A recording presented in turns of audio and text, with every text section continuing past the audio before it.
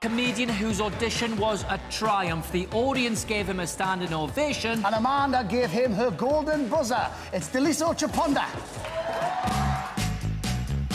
I'm Daliso Chaponda. I'm 37. I'm a Malawian stand-up comedian, and I live in Manchester. So I started doing stand-up comedy in Canada. I was studying computer programming, so I've come a quite sharp left turn. I left Canada. I tried it in South Africa. I wasn't very good, and then I moved to Manchester.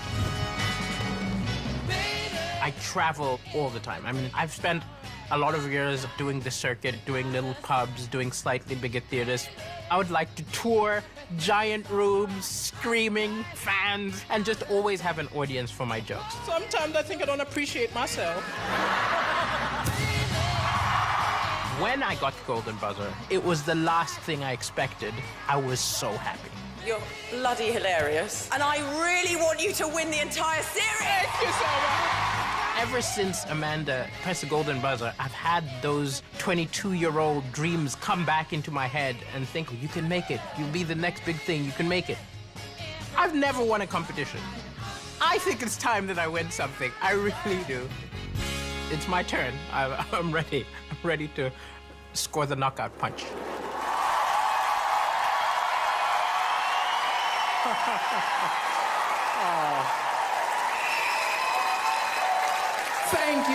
Thank you for that welcome, and thank you, Amanda, for pushing that buzzer. Ever since you did it, my life has been bonkers. People approaching me on the road saying, well done, but the most common question I get is, you're from where? Is it Mali, Maui? It's Malawi. And if any of you don't know where that is, it's where Madonna adopted all the babies from. That's us.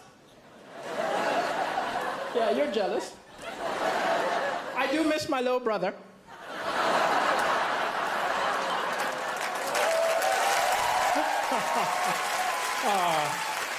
And Angelina took my sister, so. And I've been in the UK a while. I was tricked into moving here. I was tricked because I was watching television and I saw an angry guy came on television and he said, oh, these immigrants take all the good jobs, all the good women. I was like, wow, that's what I'm looking for.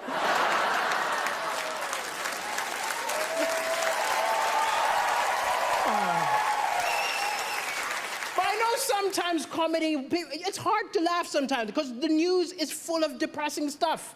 But I think the thing is, it's misleading because amazing things happen every day, little acts of kindness, but they don't report it. They put it on page 10, they open with the doom and gloom. If the BBC News was a mate of yours, you'd never go over. Look, I'm not going to that depressing barbecue. I'm gonna hang out with Cartoon Network. But it's an amazing time to be alive. People say stuff like, I miss the good old days. The good old days were terrible. We've got amazing stuff. We've got Wi-Fi. Yeah. We've got rights. Women can vote. Yeah. I'm black. 200 years ago, this would have been an auction.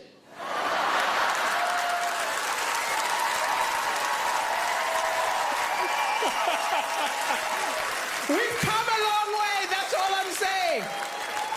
But even with the doom and gloom, the Malawian press is a lot worse than your press here. I'll tell you. Like, I did the first ever comedy show in Malawi, which isn't an accomplishment. I'm the only stand-up comedian, right? And I called the local press and said, send a reporter. The editor said, why don't you write the review yourself? Huh? You give me some money, I will say we wrote it. I was disgusted by the total lack of integrity in the Malawian press. But wow, that was the best review I ever got. 7 stars! He's a genius! The African Michael McIntyre! But it's crazy I'm on television right now because my ex always felt I wasn't ambitious enough. She always used to be like, you're a comedian, come on, be more ambitious. I said, hey, I'm happy. She said, you're not happy. I said, I think I'm happy. She said, no, be more ambitious. I did not sign up for somebody who's going nowhere. I snapped. I told her, look, you knew I wasn't ambitious the day we met. Of all the women in the bar, I approached you.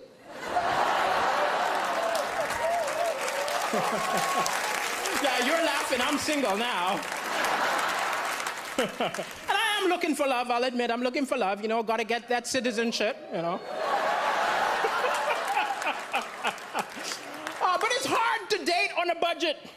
I remember going for a date and the woman made a lot more money than me, which isn't a problem. We're in the 21st century, but I was ashamed.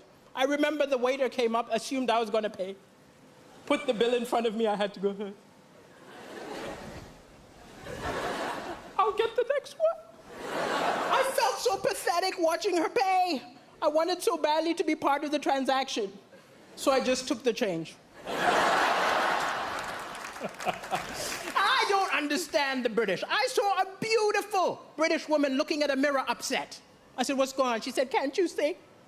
It's a fat mirror. I said, what do you mean the mirror's fat? She said, this mirror makes me look fatter than I really am. I said, wow, I think my eyes have the same problem.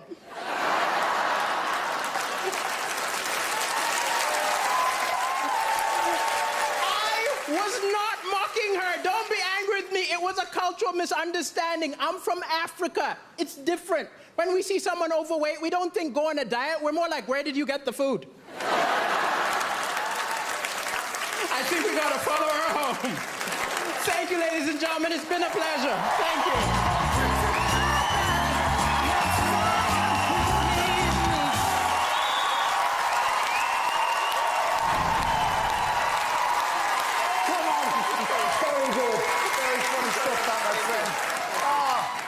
Amanda, are you proud? Daliso, I love you. I'm so thrilled. I have to say, I think that's even better than the first time we saw you. What I love about you,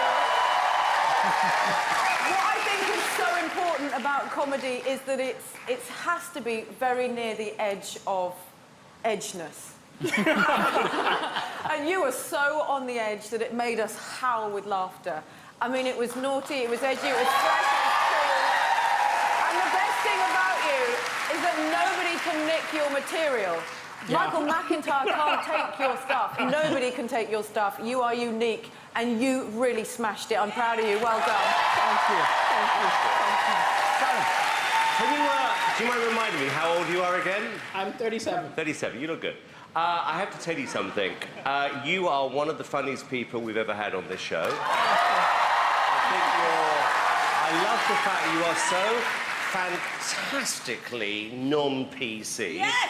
I really do. And I think that's part of the reason why everybody likes you so much. I said this earlier on in the week, I'm going to say this about you, is that I do believe that this show can be an amazing showcase for somebody like you. And I would be amazed... Actually, no, I don't want to say this because I jinxed it before, but what I'm thinking is this, that you are the sort of person who, off the back of this, your phone should be ringing in 3 days' time, offering you your own show.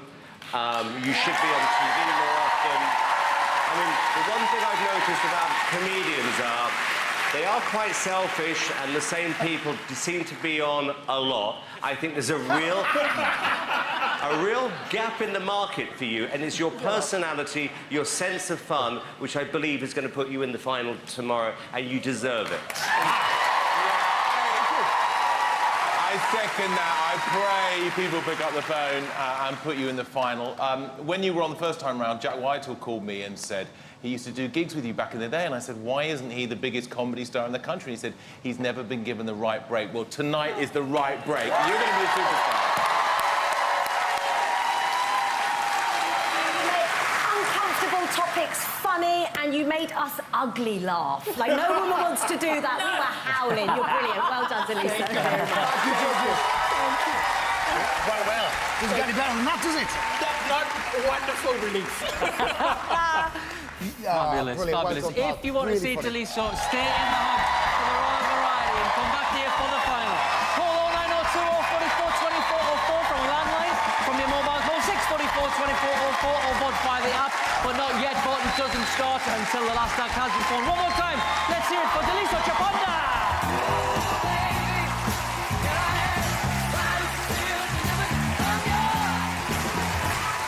Ah, very funny. Very good indeed. Good. Now, our next act delivered one of the most emotional...